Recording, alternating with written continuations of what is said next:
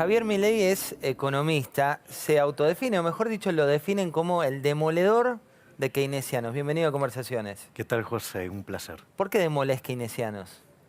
Porque básicamente el keynesianismo es una pseudo teoría económica que ha hecho mucho daño a la humanidad. Y de hecho uno de sus críticos, Henry Hazlitt, decía, mira, en la teoría general todo lo que es bueno es robado y todo lo que es nuevo es malo. Y todo lo que hace al cuerpo keynesiano, ¿sí? Básicamente que después se instaura en el diseño de políticas económicas y todo, tiene que ver con la parte mala de lo que yo también llamo la basura general, ¿no? Un libro pésimo. O sea, para entenderlo un poco también, para el que no viene del palo económico, cuando hablamos de Keynes, hablas de una intervención del Estado, hablas de un rol de mayor intervencionismo. Exactamente. Keynes básicamente, escribe ese libro como una suerte de panfleto dedicado a la corporación política de la cual era parte. Y de hecho, el propio Keynes, en su, si vos querés, idea, era instaurar el comunismo por mano suave. Esto es como cuando vos querés cocinar un sapo. Sí. O sea, vos no lo tirás al agua caliente porque el sapo salta. Entonces, ¿qué haces? Lo pones en agua fría y los vas calentando. Cuando se quiere acordar, el sapo es boleta. Bueno, ¿Y quién este es el igual. sapo? El sapo es, digamos, el capitalismo, por decirlo de alguna manera. Entonces, vos fíjate que esto fue tratado por Hayek en lo que se llama camino de servidumbre. Cuando vos aparece alguien en una poltrona que no le gusta un resultado del mercado, propone la intervención del Estado, que siempre es violenta y dañina sobre la sociedad.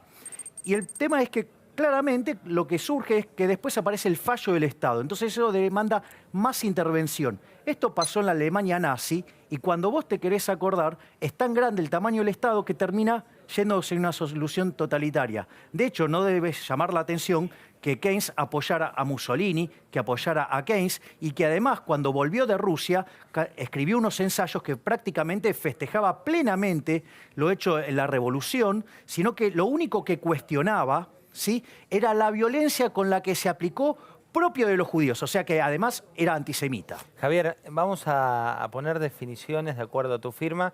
Yo te doy nombres y vos le ponés 140 caracteres. Axel Kicillof. El peor ministro de Economía de la historia argentina.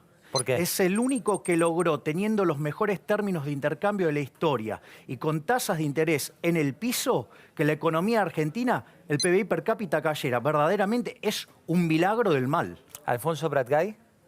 Un keynesiano tradicional que básicamente su irresponsabilidad dejó un nivel de desequilibrio fiscal que vamos camino a 12 puntos de déficit fiscal en términos del PBI, uno de los más grandes de la historia, en un contexto donde las tasas de interés internacional, en especial en Estados Unidos, van a empezar a subir, con lo cual dejó a la economía en una situación muy complicada. ¿Quién fue el mejor ministro de Economía argentino? Me parece que quien más ha hecho en el caso argentino fue Domingo Cavallo durante el primer gobierno de Menem, que logró domar una hiperinflación, ¿no? Y emprendió un conjunto de reformas estructurales que verdaderamente fueron fabulosas y que sentaron las bases de un crecimiento genuino de un país que venía en franca decadencia. Ahora, bueno, después... ¿Pero por qué terminó como terminó? Digo, hoy cuando uno pregunta por Cavallo, 8 de cada 10 argentinos tienen un rechazo absoluto. Bueno, lo que pasa es que hay que recordar que Menem lo echó a Cavallo, después vino Roque Fernández y no hizo mucho. Después vino el experimento progresista de la Alianza con Machinea, otro keynesiano irresponsable, ¿sí?, donde la característica de los keynesianos es que nunca quieren tocar el gasto público, ¿sí?, y eso después derivó en una crisis. Ahora, la realidad es que cuando vino el segundo Cavallo, vino a tratar de salvar los desequilibrios que habían dejado los antecesores. Y bueno, ¿Y el final por qué se dio como se dio? Bueno, porque cuando vos tenés una corrida con tipo de cambio fijo y no tenés la posibilidad de emitir la moneda contra la que fijaste el tipo de cambio, y eso cuando ataca al sistema financiero, ya está, digamos, no tenés vuelta atrás, porque el efecto del multiplicador bancario no lo podés revertir. Entonces, automáticamente te genera un desequilibrio en las monedas que digamos, bueno, por eso derivó también en un corralito, Corralón y Alcatraz. Javier, cuando uno mira la economía argentina va de un lado al otro. Digamos, a veces crece, después vuelve a caer. En los últimos años mantuvo un ritmo de decrecimiento o no crecimiento. ¿A qué lo atribuís? Porque yo creo que estamos atrapados en una lógica populista. Es muy interesante cuando vos mirás el hecho estilizado, porque suponete que vos te enfrentás a una crisis, ¿sí? En general las crisis en Argentina son de origen fiscal, ¿sí? Ahora, ¿qué es lo que pasa? Una vez que la economía entra en una profunda crisis, de modo tal que licúe ese exceso de gasto público, ¿sí? Entonces, ¿qué pasa? Empieza el rebote, ¿sí? En ese tramo, vos lo que tenés es que se empiezan a aplicar políticas monetarias y fiscales expansivas, entonces la economía rebota, ¿sí? Pero ¿qué pasa? Esa es la primera fase del populismo. En la segunda fase, vos ¿qué es lo que empezás a ver? Que empiezan a aparecer los cuellos de botella. Es decir, esos cuellos de botella que se te empieza a acelerar la inflación, tenés problemas en el sector externo, ¿sí? Y en general, digamos, ¿qué es lo que hacen los políticos? En lugar de resolver esto, ¿sí? Tratan de ir por controles, tratan de reprimir las señales en lugar de ir sobre las causas. Entonces, ¿cuál es el resultado? El resultado es que después deriva en una nueva crisis y esa nueva crisis hace que la cuarta etapa, ¿sí?, se vuelva a ser otro programa de estabilización. Ahora, ¿qué es lo que pasa? Como en todo ese camino vos estuviste estimulando el consumo por encima de las condiciones verdaderas de la economía, vos te comes el ahorro. Al comerte el ahorro, te comes el capital. Al comerte el capital, el producto per cápita cae. Entonces, lo que vos tenés es que el producto per cápita cada vez va siendo menor. Entonces, mirá qué interesante. Fíjate que en los últimos 40 años, Argentina duplicó el tamaño del sector público. ¿Sí? Con esta historia de la justicia social, de la redistribución del ingreso. ¿No crees tampoco en la justicia social? No, la justicia social es una farsa. O sea, no hay nada más injusto que la justicia social. Porque en realidad es un acto violento. Redistribuir el ingreso es un acto violento. Vos fíjate esto, es un castigo al exitoso. Eso penaliza el crecimiento. Vos mirá esto, suponete que yo tengo dos personas, ¿sí? Una que básicamente un día, mirá, no tiene más que segundo grado y estaba mirando a su mujer. Y cuando la ve a su mujer presta a ir a la cama, dice, pero yo tengo que inventar algo para que anden así las mujeres, ¿sí? Entonces inventa la bikini y se llena de plata. Y al lado tenés otra persona que hizo, digamos, su grado, su maestría, su doctorado, su postdoctorado, y se dedica a estudiar la patita izquierda trasera de las moscas.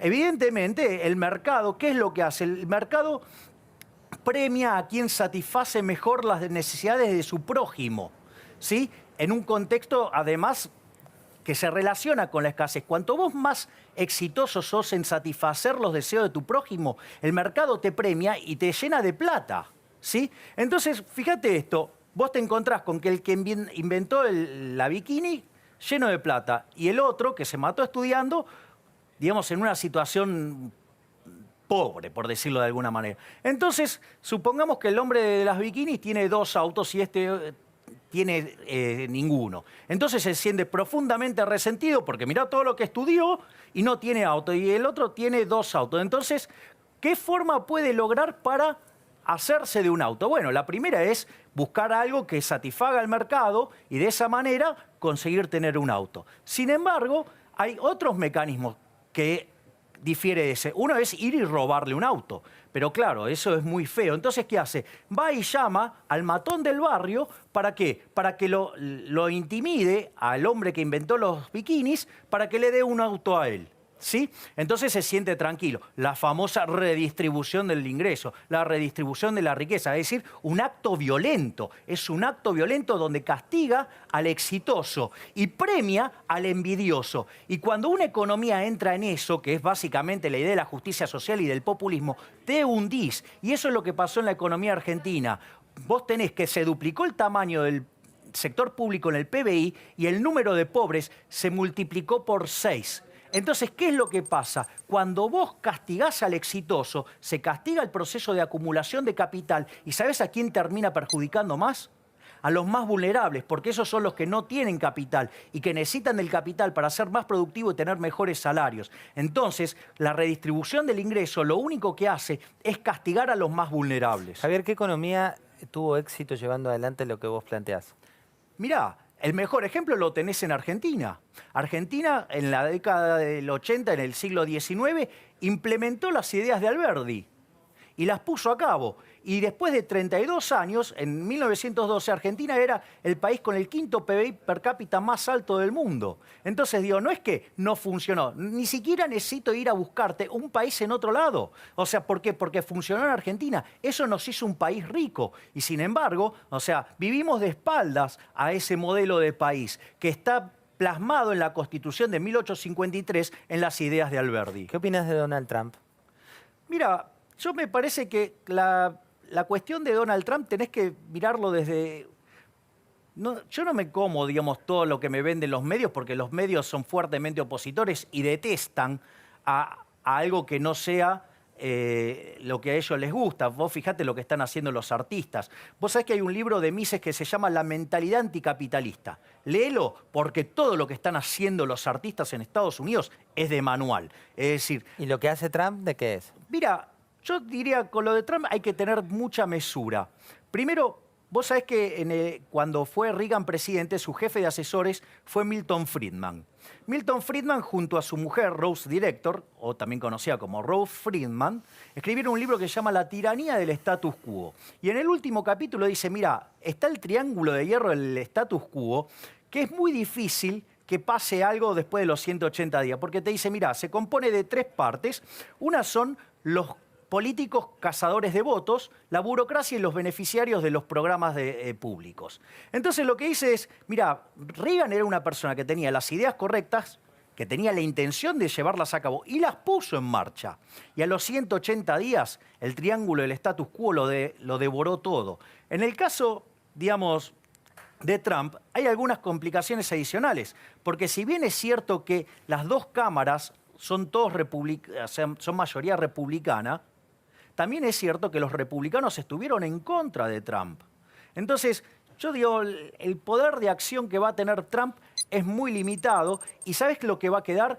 Que fue lo mismo que quedó con Reagan, la baja de impuestos, que igual sigue siendo una excelente noticia. ¿Y el cerrar la economía, plantar un muro con México? A ver, el muro lo arrancaron a hacerlo en el año 2006. No es que es una idea de ahora de Trump, no, o sea, no es que a Trump se le ocurrió hacer ahora. O sea, el muro se estaba haciendo. Durante la gestión de Obama también se estaba haciendo el muro. O sea, no es que no se hizo. Así que digamos, eso habría que ponerlo muy en relativo. Y después te quedan las cuestiones de índole comercial y las cuestiones de índole monetaria.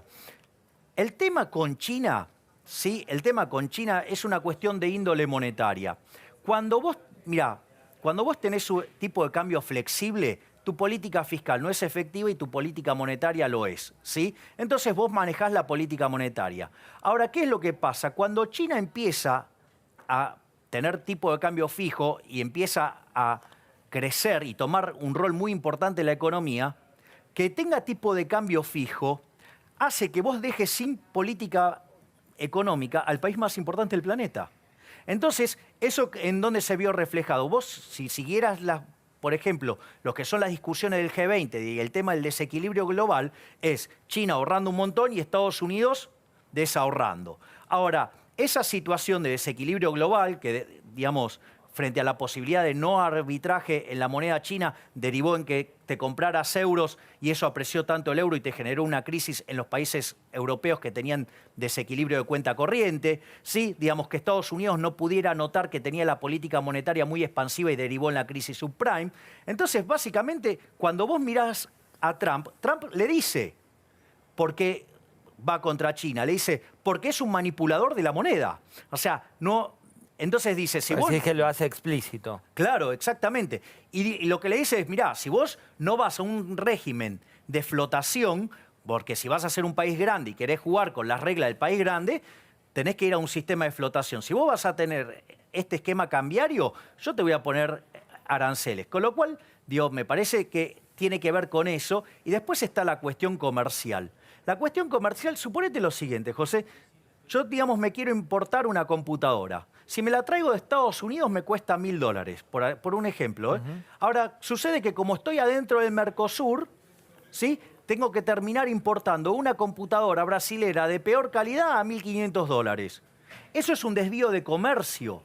Entonces, si vos me preguntás, yo te diría, y mirá, ¿sabés qué? El Mercosur lo tendrías que revisar. ¿Por qué? Porque está generando un desvío de comercio que lo único que está haciendo es perjudicar a los ciudadanos de mi país. Entonces, en ese sentido, yo no veo mal que quiera revisar el NAFTA. ¿Por qué? Porque está produciendo un desvío de comercio. Y ese Acá, desvío de comercio perjudica a los propios americanos. Javier, te llevo a lo local, toma la decisión el gobierno dice vamos a bajar los aranceles para importar computadoras, laptops y también netbooks, y eso genera inmediatamente que una compañía como Van Gogh dice yo he hecho 200 personas. ¿Por qué se da esa causa y ese efecto? Mira, eso se llama la falacia de lo que no se ve. Suponete lo siguiente, que yo tengo una empresa, ¿sí?, que produce, por ejemplo, productos textiles y que la importación, digamos, me está lloviendo la importación de Pakistán. Entonces, pido que me den aranceles de un 600%, o sea, que el precio se multiplique Que te traben la importación. Claro, por 7, porque si no yo tengo que echar, no a 200, a 600 familias. Entonces vos decís, uy, mirá, digamos, claro, si vos abrís la importación, vas a hacer quebrar a esta empresa, ¿sí? Y vas a dejar 600 ¿Pero no personas. pasó eso, por ejemplo, en los 90? No, fíjate, este es el punto. Cuando vos abrís la economía, es claro que el que no es competitivo va a quebrar.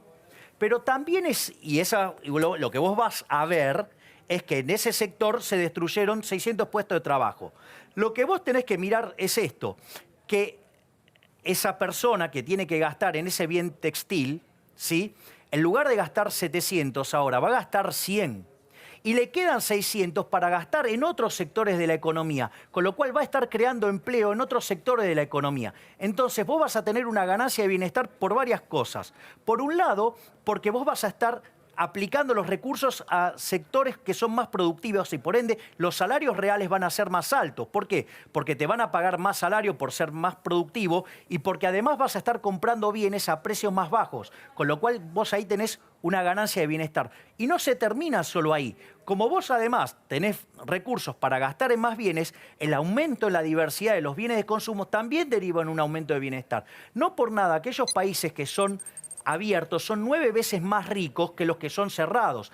Aquellos países que son abiertos tienen un sexto de pobreza, ¿sí? Y aquellos países que son abiertos, el decil más bajo de la distribución es 11 veces más rico que el decil más bajo de los países cerrados. ¿Y ahí cómo juega la política? Digo, porque hoy cuando algunos de los economistas más ortodoxos corren al gobierno por derecha, por llamarlo de alguna manera, y otros lo corren por izquierda, lo que te dicen desde el gobierno es la política hace que cuestiones que plantean son inviables. ¿Coincidís? No. No, lo que pasa es que son inviables para la corporación política. Pero la corporación política es parte de la gestión actual, digamos. No, bueno, pero la corporación política te diría que está llevando una situación cuasi parasitaria sobre la sociedad, que lo único que hace es estancarla y llevarla. Mirá, con este peso que tenemos del sector público en la economía, Argentina tiene destino de país africano. Entonces, el verdadero ¿Cómo dilema... destino de país africano? Claro, Argentina con este nivel de presión fiscal que tiene es absolutamente inviable. ¿Sí? Para el que está en blanco, prácticamente hay un estudio del SEMA que te demuestra que de cada 3 pesos que genera el sector privado, el sector público se queda con 2. ¿Sí? Eso hace que no sea viable invertir. O sea, no es viable crear riqueza. Consecuentemente, no es posible acumular capital. Si vos no acumulas capital, te empobreces. Argentina, con esta lógica, tiene destino de país africano. Ahora, ¿sabés lo que pasa? Que los políticos están en un limbo, están perfectamente fantásticos. Entonces, no les gusta tocar esto. Es decir, Argentina lleva... A los políticos los vota la gente. Digo, ganó en su momento el gobierno anterior, ahora ganó el gobierno de Cambiemos. Sí, los políticos también han hecho un... Sí, ¿sabés qué? Hitler también ganó con los votos de la gente. Y era altamente popular. ¿Pero vos estás comparando el gobierno local con Hitler? Mira, no necesariamente a este, sino, digamos, los últimos 70, 80 años de historia argentina. ¿Te parece comparable eso? Sí, claro, porque en Argentina se instauró un régimen fascista. ¿Cuál es la lógica? ¿En qué sentido lo decís? ¿Cuál es la lógica del régimen fascista? Digo, porque también hay que entender que Perón no nació de un repollo. O sea, el problema arranca en la década del 30 con el golpe del 30, del cual Perón también fue parte, y que admiraban a Mussolini, igual que Hitler. Entonces, mirá... Fuerte eso, ¿eh? No, bueno, pero mirá cuál es el punto. Bueno, digo, es la realidad. O sea, salvo que quieran volver a reescribir la historia. Entonces, a ver, el punto es el siguiente. ¿Qué es un régimen fascista? Suponete lo siguiente. Vos te pones de acuerdo, vos un empresario pedís que te protejan, ¿sí? Del comercio exterior. ¿Por qué? Porque, digamos, es más fácil seducir al político para que te proteja que ganarte el favor del consumidor en el mercado día a día, ¿sí? Entonces, ¿ahí qué es lo que aparece? Aparece el empresario asociado con el político, donde el empresario y el político... ¿Empresario qué es? ¿Un empresario dinosaurio, decís? Claro, es un empresario que caza en el zoológico. Es decir, vos le cerrás la economía, no compite, entonces ¿quiénes somos los salames que están adentro de la jaulita? Nosotros, que pagamos altos precios por bienes de baja calidad, ¿sí? Entonces, ¿vos qué te encontrás? Que ahí hay una asociación entre los políticos y los empresarios que perjudica a la gente. Entonces, mirá esto, porque esto te explica, desde mi punto de vista, la aparición del peronismo. Suponete lo siguiente, vos pensá en la década del 30, ¿no? Entonces vos te das cuenta que un empresario, ¿qué incentivos tiene a pagarte un salario alto? Ninguno. Si total lo que está cazando en el zoológico, no necesita tener el mejor capital humano, no necesita ser competitivo, lo único que necesita es estar bien con el político, ¿sí? Y obviamente que hay intercambio de favores para que no tenga que competir. Entonces vos, como trabajador, te ves perjudicado frente a esa situación, ¿qué haces? Te vas a otra empresa. Entonces otra empresa te pagaría un salario acorde a tu productividad, acorde a tu capital humano. Ahora, ¿qué pasa si la otra empresa también es un empresario? También está en la lógica fascista. Decís que todo se va estancando. Claro, ¿cuál es el problema? Hoy, si vos no te gusta, te vas del país y te vas a trabajar a otro lado. En esa época vos tenías un montón de empresarios aliados con el gobierno.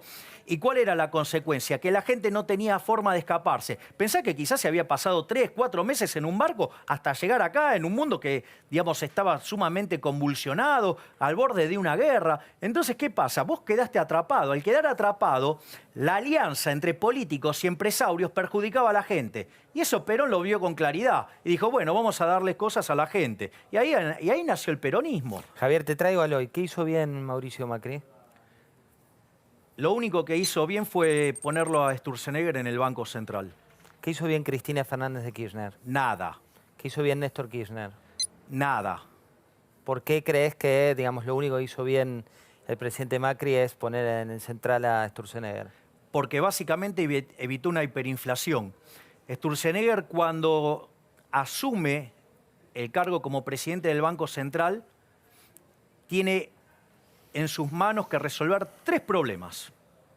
El primer problema es la tasa de emisión que traía el kirchnerismo, que era de 50%. La velocidad, decís, de emisión de dinero. Claro, la tasa Y que cantidad. claro, crecía al 50%. Si vos mirás los últimos años del kirchnerismo, la relación entre emisión monetaria e inflación, digamos, está bien clara, ¿sí? Como si más de 4.000 años de evidencia empírica fueran insuficientes, ¿no? Pero como acá, digamos, los keynesianos les cuesta entender y aprender que la inflación es siempre y en todo lugar un fenómeno monetario, bueno, ok, mirá los últimos 8 años del kirchnerismo y vas a ver que la relación es casi 1 a 1. Cuando vos mirás esa situación, si te dejaron 50% de emisión monetaria, vos tenías para adelante una inflación del 50%. Pero además tenías las bombas de los futuros. La bomba de los futuros hubiera implicado llevar la tasa de emisión por lo menos al 80%. Quiere decir que traías un piso de 80%. Y mirá qué interesante. Había también un problema que se llama sobrante monetario, que pasó en la Argentina en el año 59 y pasó en el año 75. Que cuando vos te quedaste sin reservas y tuviste que abrir el mercado cambiario, en ambos casos la tasa de inflación se sextuplicó. En el primer caso pasó de 20 a 120, en el segundo pasó de 30 a 180. Si nosotros traíamos 80% de inflación inercial, multiplicado por 6 te da 480. Es decir, hubiéramos tenido una inflación del orden del 500%. Y eso fue evitado gracias a la labor de Sturzenegger, que más bien empezó a absorber dinero.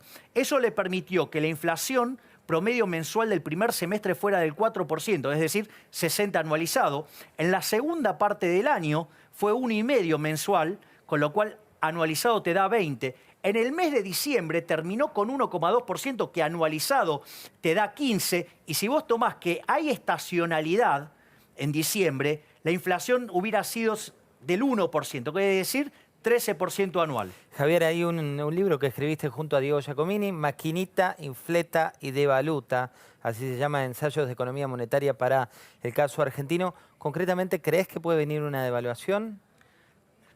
Mira, lo que vos tenés que comprender es que en esta lógica de que la inflación es siempre y en todo lugar un fenómeno monetario, el tipo de cambio es un precio más de la economía.